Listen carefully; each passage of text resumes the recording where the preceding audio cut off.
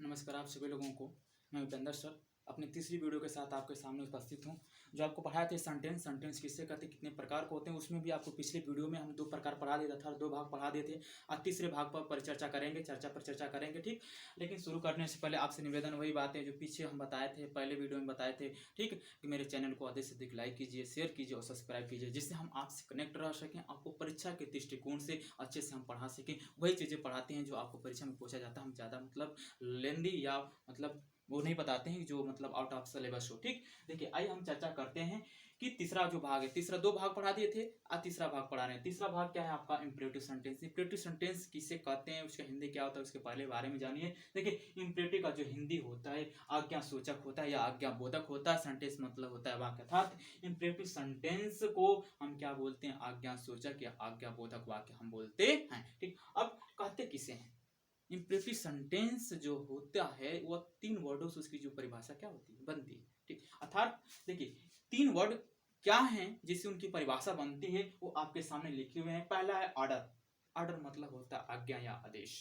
दूसरा का है रिक्वेस्ट। रिक्वेस्ट मतलब होता है निवेदन। और तीसरा है सजेशन अर्थात सलाह।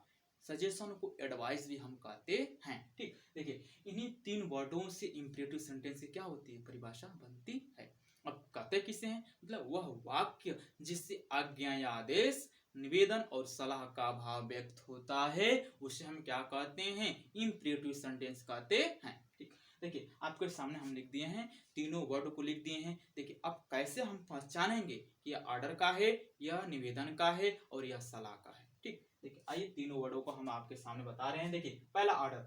ऑर्डर का यदि कोई भी वाक्य है, यदि कोई भी एग्जाम्पल होगा, वो हमेशा किससे शुरू होगा, वर्ब की फर्स्ट फॉर्म से।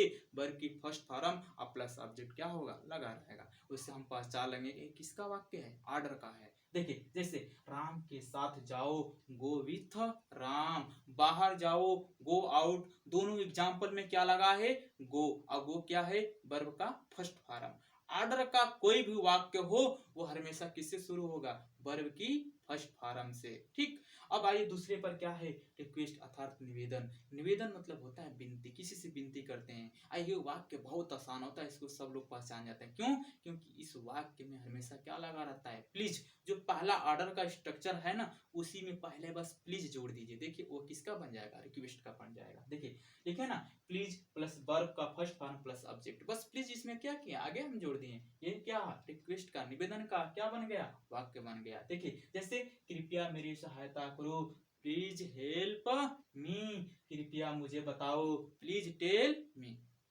आइए तीसरे पर चर्चा करते हैं। तीसरा क्या है, सजेशन। सजेशन को एडवाइस भी बोलते हैं, इसका हिंदी होता है सलाह।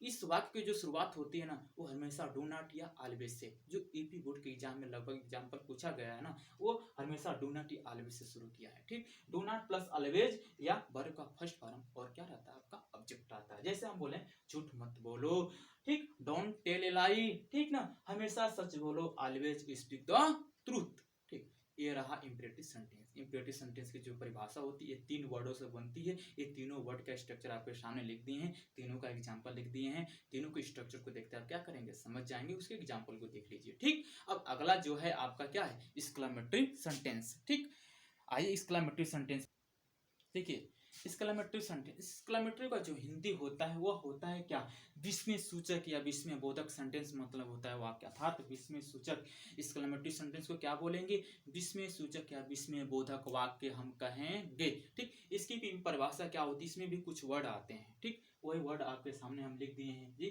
ठीक ना, हर्ष मतलब खुशी, दुख मतलब सारो मतलब दुख, सवासी। ठीक, विस्मय मतलब आश्चर्य जो होता है। ठीक, इन्हीं वर्डों से इनकी क्या होती है, परिभाषा बनती है। ठीक, अर्थात हम कैसे देखिए, अब अगर सामने देखें, हर्ष में क्या क्या आता है, हुर्रा आता है, आहा आहा आहा। ठीक ना, दुख में एलास, आह ओह। ठीक है, सवासी में ब्रेवो, वेल डन। विस्मय में हाउ, ठीक, या व्हाट। ठीक, देखिए ये इन्हीं जो एक्सक्लेमेटरी सेंटेंस होगा ना, उनकी जो वाक्य की शुरुआत होगी ना, इन्हीं वर्डों से होगी। और इसकी सेंटेंस की मुख्य रूप से पहचाने होती है ना, इसके में मार्क ऑफ एक्सक्लेमेशन अर्थात विस्मय सूचक चिन्ह। मतलब ये चिन्ह क्या होता है, ऐसे होता है, नीचे ऐसे बिंदी बनी रहती है, इसको मार्क ऑफ एक्सक्लेमेशन या विस्मय सूचक चिन्ह या विस्मय बोधक चिन्ह भी कहते हैं। ठीक, अर्थात ये वाक्य जो शुरुआत होगी ना, ये इन्हीं वर्डों से होगी जो आपके सामने लिखे हैं। और इन वर्ड वर्डों के पास में तुरंत क्या लगा रहेगा, मार्क ऑफ एक्सक्लेमेशन या विस्मय सूचक चिन्ह लगा रहेगा। कहते किसे हैं, वह वाक्य जिससे खुशी, दुख, ठीक ना, हर्ष का भाव व्यक्त होता है उसे हम कहते हैं क्या, एक्सक्लेमेटरी सेंटेंस कहते हैं।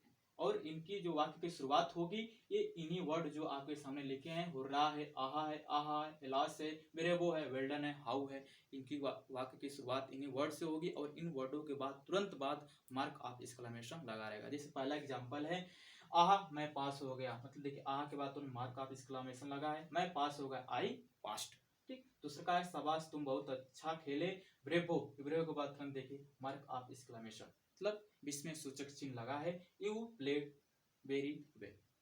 अब आइए अगला जो है वह मतलब जो भाग है वो ऑब्जेक्टिव सेंटेंस। ऑब्जेक्टिव सेंटेंस किसे कहते हैं, ठीक, ऑब्जेक्टिव के जो हिंदी होता है वो होता है इच्छा सूचक या आशीर्वाद सूचक भी बोलते हैं, और सेंटेंस मतलब होता है वाक्य, अर्थात इच्छा सूचक या आशीर्वाद सूचक वाक्य। कहते किसे हैं, वह वाक्य जिससे अभिशाप या आशीर्वाद या इच्छा का भाव व्यक्त होता है उसे हम क्या बोलते हैं, ऑब्जेक्टिव सेंटेंस कहते हैं। मतलब तो वह वाक्य जिससे आशीर्वाद या इच्छा, ठीक, इत्यादि शब्दों के द्वारा हृदय के भाव को प्रकट किया जाता है उसे हम बोलेंगे क्या, ऑब्जेक्टिव सेंटेंस या इच्छा सूचक या आशीर्वाद सूचक वाक्य कहेंगे। और इस वाक्य की जो शुरुआत होती है ना, यह अक्सर शुरुआत इस वाक्य की जो शुरुआत होती है में से होती है या विश से शुरू होती है, और इस वाक्य और इसमें जो मार्क ऑफ एक्सक्लेमेशन इसमें भी लगता है, लेकिन वाक्य के किस में लगता है, अंत में लगता है। उसमें शब्दों के बाद में लगता है और इसमें वाक्य के अंत में लगता है, ठीक है। और इस वाक्य की जो हमेशा शुरुआत होती है में से होती है और विश से होती है, ठीक। देखिए जैसे आपके सामने लिखे हैं,